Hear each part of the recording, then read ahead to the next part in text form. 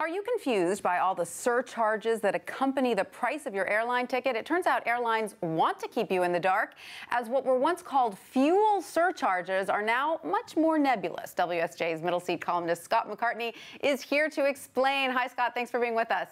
It's good to be with you, Tanya. So, Scott, what happened to the good old-fashioned fuel surcharge? They aren't usually calling it that anymore. No, fuel surcharges in most parts of the world are dead, but in name only. They've been replaced with things called carrier-imposed charges, international surcharges, and just sort of nondescript general names for airline fees. So as we know, the cost of fuel has gone down. So when you press the airlines on what these surcharges cover, what do they say? They say fuel. And they say also insurance, in some cases air traffic control costs. They just are lumping several things in, basically anything they can think of in some cases other than labor and airplanes. But can you give us an example of some of these high surcharges that can essentially, in some cases, double the price of the ticket?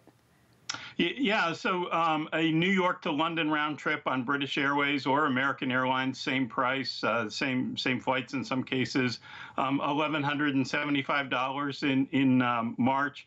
That's a $483 base fare and a $458 airline-imposed surcharge. So the surcharge is almost equal to the fare. It's interesting, British Airways says that surcharge is calculated based on flight duration, but they charge the exact same surcharge on a ticket from London to New York as they do from London to Los Angeles. The flight's 3 hours farther. Air France. Yeah, Air France, $1,153. Their base fare is $513, and their surcharge is $516. So the surcharge is actually $3 more than the base fare. Someone's got to do some digging there. Now, is there a chance the government could step in here the way it did with the fuel surcharges in the past? You know, a lot of this name change business came about because the government started cracking down on airline fuel surcharges. The regulations say if you break out surcharges, you have to explain what they're for, and you have to tie them to the cost of the service you're providing. So some consumer advocates say the rules are already there. Make the airlines explain what these nebulous charges are for and how they're calculated.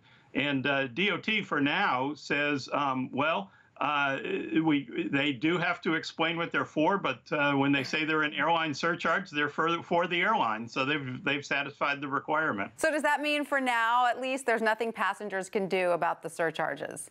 I think the most important thing for passengers is to pay attention on frequent flyer tickets. These surcharges for a lot of international airlines are essentially a co-payment on the cost. You get your ticket for redeeming miles, but you also have to pay the taxes and the surcharge. And as we've seen, those surcharges can be $400, $500, $600 on top of your basic coach international ticket. Absolutely. Hard to swallow indeed. Thank you so much, Scott, for that.